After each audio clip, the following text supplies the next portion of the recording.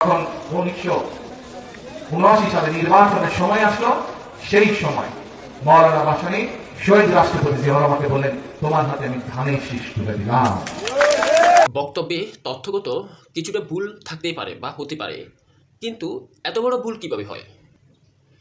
যেখানে মওলানা ভাসানী 1976 সালে 17 নভেম্বর মারা গেছেন, সেখানে 1979 সালে ভাসানী কীভাবে ধানের শীষ জিয়াউর রহমানের হাতে দেন?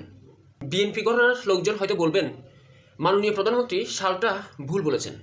এরপরও ভাসানী জিয়াউর রহমানের হাতে ধানের শীষ তুলে দেওয়ার কোনো সুযোগ নেই, কারণ বিএনপির গঠন কিংবা প্রতিষ্ঠাতাকাল ভাসানীর মৃত্যুর পর 1978 সালের 1 সেপ্টেম্বর মওলানা ভাসানীর সঙ্গে জিয়াউর রহমানের কখনো সরাসরি সামনাসামনি দেখা হয়েছিল কিনা সেটারও কোনো নির্ভরযোগ্য তথ্য নেই।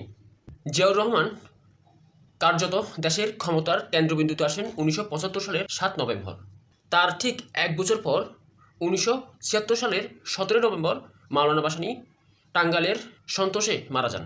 আর তিনি রাষ্ট্রপতি হিসেবে শপথ গ্রহণ করেছিলেন 1977 সালের 21 এপ্রিল। ভাসানী যদি 1979 সাল পর্যন্ত বেঁচেও থাকতেন, এরপরও জিয়াউর রহমানের হাতে ধানের শীষের প্রতীক তুলে দিতেন কিনা এই বিষয়টা একটু খটকা আছে, কারণ দুজনের রাজনৈতিক মতাদর্শ ভিন্ন।